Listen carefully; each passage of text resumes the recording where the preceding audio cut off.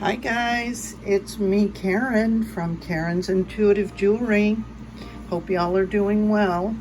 This is going to be a short little video just talking about these different butane torches. Oh boy. Yeah, I've had a request to put together a video about tools and supplies that I use for the hard soldering. And as I was kind of getting organized, I realized, OMG, there's a lot to it and a lot to explain. So I thought I would just, for this first one, talk about the different butane torches and what I found were the challenges and what were the best ones for me.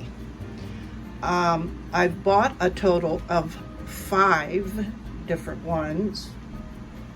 One I didn't bring out because it's a duplicate of this one. They sent me a replacement for it, and it was even after I think I had it for a year and it went bad, and I just contacted the company, and that was Ronks, and they actually just sent me a new one and didn't want the old one. It started just sputtering and acting weird, and yeah, I didn't feel safe with it. So this one is my favorite, but I understand, don't believe they're making this model anymore, so I can't speak to the other models. I think it's actually a dual flame one, so I have not a clue about that one. But I initially started with just a little Burns-O-Matic from Home Depot, and quickly got aggravated with it because the only thing it would really do is like jump rings, and I didn't have a clue what was going on. And I'd reach out to different Facebook groups, and everybody they were saying, you know, I'm not getting enough heat because my solder wasn't even melting on, you know, just to try and melt it on the block. It was crazy. So I was freaking out, like, man, I don't know what I'm doing wrong. So that's when I think I bought one of these. I don't know which one. This is the Bluesky or Blusky. This is a Big Shot Blazer. And I'm going to show you if I can, because, you know, looking at these things online, it doesn't really talk about the differences so much, but right here you can probably see the difference in the nozzle openings, right? Like there's that little Burns-O-Matic. It's little, so you're not going to get a very big flame. And then here's the Blusky. Yeah, that's what it was. I ordered this one. Then I got this one thinking it was, because everybody was raving about this Big Shot, and it came and it didn't seem as hot. And you can see that the opening is smaller. So it really wasn't putting out the flame that this other one that I wasn't happy with was. So I don't know where I heard about this one, probably from somebody else, but you can clearly tell how much bigger that opening is.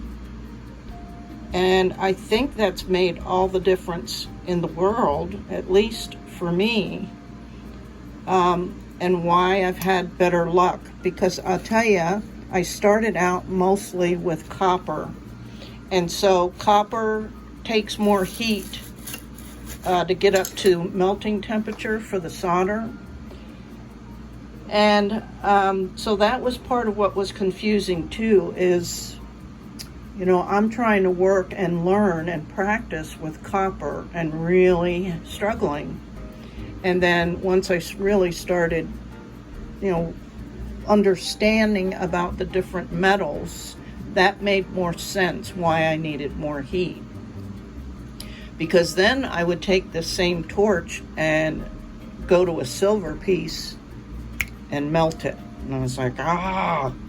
So that's when these other torches with smaller flames and less heat production would work okay. But what started happening with a couple of these is one would sometimes shoot out this this flame, and it scared me to death. And I was like, oh, I don't know, I'm already nervous. And then I think this one started sputtering, and it was just all this weird stuff. So I had the best luck with this Ronks so far. So that's just my personal experience, and it may be just defective torches and not really the actual brand name. But so, and they're not all that expensive. I think this one was like $32 at Home Depot. The next one, of course, because our thought process, or usually, is the better is going to be more expensive. So when I would want to upgrade, that was what I had in mind. And so this one was probably 40 or so, 40 something dollars. And then this one was, you know, 50 or whatever, something. And then when I came back down to this one, it was cheaper than all of them, believe it or not. And I think the last time I looked, it was under $30. So this is the cheapest. I don't think the canister maybe doesn't hold as much. I'm not sure. But so that's been my personal experience. And you're just either, it'd be ideal to be able to take these out of the box and look at them. But with online shopping, that's just not possible. But luckily with Amazon, you can get it and look at it. And sometimes if it hasn't been used, because they can tell right away because of the, you know, indication of heat, they'll let you return it if it hasn't been used. But if it's been used, a lot of times they won't let you return these. So, you know, there's 150 on up with experimenting with a torch. So I wish I could give you better recommendation or advice, but it really just depends. And like I say, people have their own opinions, what's worked best for them. And that's just my personal experience. So I've gone with the Ronks because I still work more with brass and copper than I do with silver. And it's simply because of expense. If I had the money, I'd probably mostly work with sterling silver. And nowadays, silver is even higher than it's been, I guess, ever. And with no sight of it coming down. So I don't feel confident enough or have the funds to support working only in silver. So I still work in copper mostly and brass, like I say. But that is what I found to be the difference, was the openings. And of course I didn't know anything about that when I got my first couple. Obviously this one was bigger and it put out more heat. So I was able to at least melt, you know, the solder onto the sheet metal with the bezels and all that. But it's a huge learning curve. There's lots to understand about the actions of soldering and ways to make your life easier. But these first few videos are just going to be kind of simple. So that's my little spiel on different butane torches.